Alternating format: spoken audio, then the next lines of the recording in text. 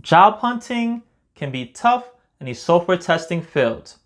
Whether you're new looking for entry-level positions or you have some experience and are looking for a new company or a new change in your environment, job hunting can get stressful because you're not getting callbacks or you're getting interviews but still no offer letters. In this video, we're going to break down some possible roadblocks that you're facing when job hunting and reasons for them. And more importantly, some solutions to these roadblocks. That way, a month from now, 2 months from now, 6 months from now, you're not still stuck with these same problems. If you're new here, my name is the Test Lead, and I make content to help you on your software testing journey. Today's video, why job hunting is so hard in today's economy, and solutions to help with these problems. First off, let's talk about entry-level people who are having these struggles. So let's say you just entered the software testing field, you're excited, you learned this skill set, and you started applying to jobs. But your job hunting has resulted in 0 job offers. Why could that be? Let's talk about it. Greater competition and rising qualifications. A few years ago, a lot of software testing was done outside the US. That's why you probably never even heard this role. But recently, the last 5 or so years, it started to blow up in the US. That's probably how you heard about it. So because of this mass rush to the software testing field, it started getting saturated, where 5-6 years ago, a company may only have 10 or 15 employees to choose from. Now you can get 20 or 30 to choose from. And because of that, because they have more candidates in the pool, they can require higher qualifications. Whereas before, they had to take what they can get. It then goes to the rule of supply and demand. Normally, if there's a large supply of something, then the demand is lower and the price is lower. But if there's a short or a small supply of something, then the demand is higher and the price is higher. I compare it to when I used to be a sneakerhead buying sneakers in my younger years. If there was a limited Jordan sneaker release, saying they released only 1,000 pairs or 10,000 pairs of this sneaker, that means lower supply, the demand was higher. So the price people were willing to pay for that sneaker went up. Compared to a regular Nike sneaker that restocked and they made 1 million of them, the value of it is going to be retail, if not lower. So that's a simple supply and demand example. That kind of correlates to what happened in the software testing field. The supply of people and candidates increased. So because of that, companies raised their requirements because they have more people to choose from. The next important factor is the economy. 4, 5, 6 years ago, the economy was a lot different. The world was shut down. The interest rates were very low, meaning companies, especially tech companies, can borrow money for very cheap. They will use this money to then have research and development and hire new employees. So that's why every big tech company was doing mass hiring during this period. So back then, getting a tech job was a lot easier compared to now where our interest rates are really high. Quick break. If you're enjoying the video so far, please like, share, and subscribe. And if you need help on your software testing journey, check out my website, thetestinglead.com. I also have a new book coming out, so stay tuned for that and subscribe to my email list. Now, back to the video.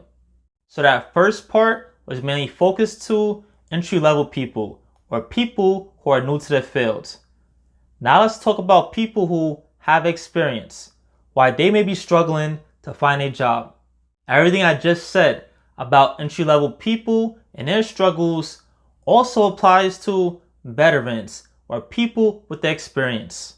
Now, companies have a larger talent pool, more people with experience who are hired 4, 5, 6 years ago. That creates more competition for jobs. Next, which is more exclusive to people with experience, but they might not want to hear it, you have a still skill set. You have a skill set that might have been good 4 or 5 years ago, but in the last couple of years, you didn't develop, and your skill set is outdated. So you're trying to apply for these jobs, but you're not really qualified. They're asking for X, Y, and Z. You have X. And you're wondering why they're not hiring you. Once again, this is not a video to put you down. No, it's more of a wake-up call. Because after this, I'm going to provide solutions to these problems. So just stick with me. So to quickly recap why you may be struggling to find a job include larger candidate pools to choose from, higher qualifications being required, your skill set just isn't adequate. And last but not least, the economy. I know people hate that cop-out, but the economy does play a role also. Now, let's tailor this next part to you. Why aren't you specifically getting a job? Let's take it to 2 different sections. The first section, you're not getting any interviews. You're applying for jobs, but not getting any callbacks. If that's your problem, these are the steps you should take. Tailor your resume. Make sure your resume aligns with the job description and includes keywords that highlight relevant skills and experience. Customize your resume for each application for better appeal to hiring managers. If the job is asking for a particular programming language or a particular software testing tool, and you have experience in that tool, make sure it's highlighted on your resume. Don't just wait for the interview to actually talk about it. No.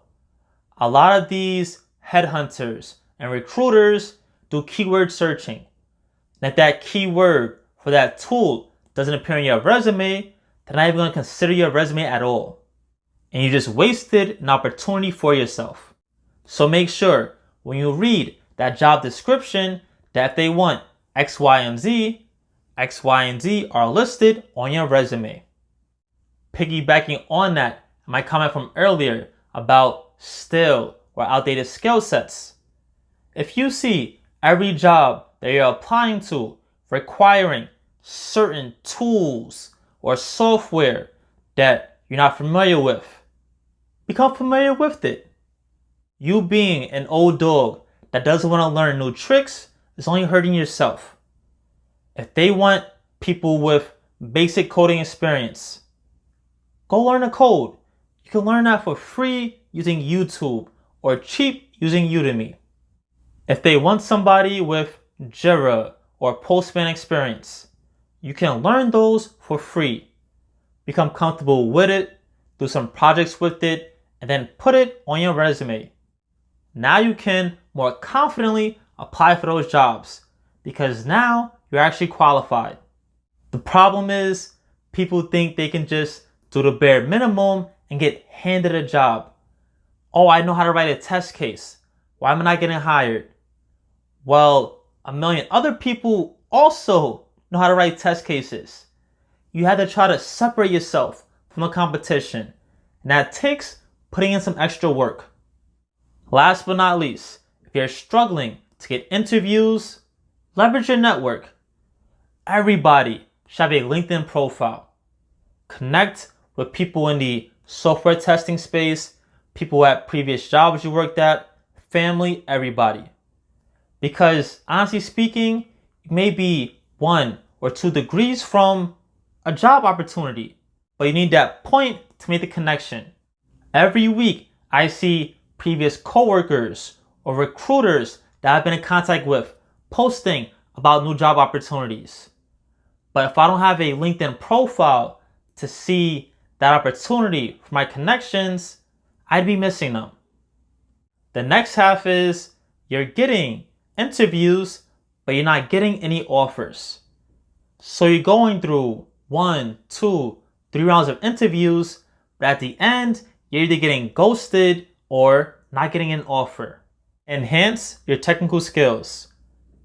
Many interviews now include technical assessments or ask candidates to explain the testing strategies.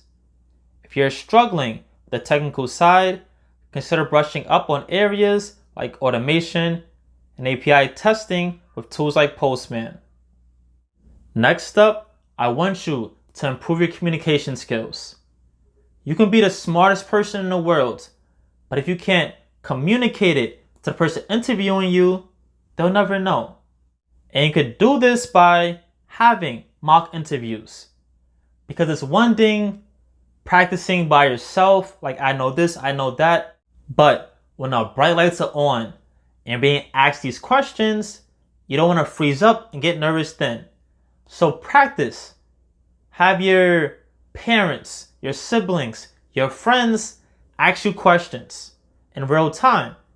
Have it you're professionally dressed up, mimic an actual interview.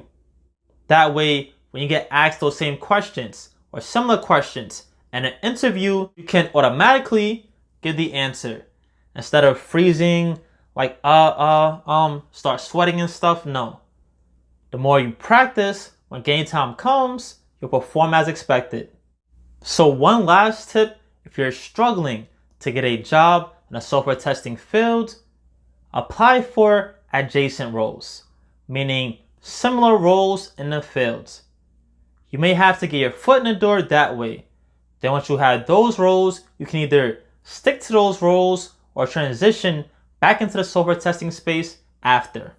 Some adjacent roles include business analyst, technical support, or product management. These positions can help you leverage your existing skills while gaining new experiences that are relevant to QA. You more importantly get to put real experience on your resume. So I know this was a long video, but I get asked all the time for advice for people struggling to find jobs. If you found this helpful, or if you have suggestions yourself or stories about you struggling, leave a comment below.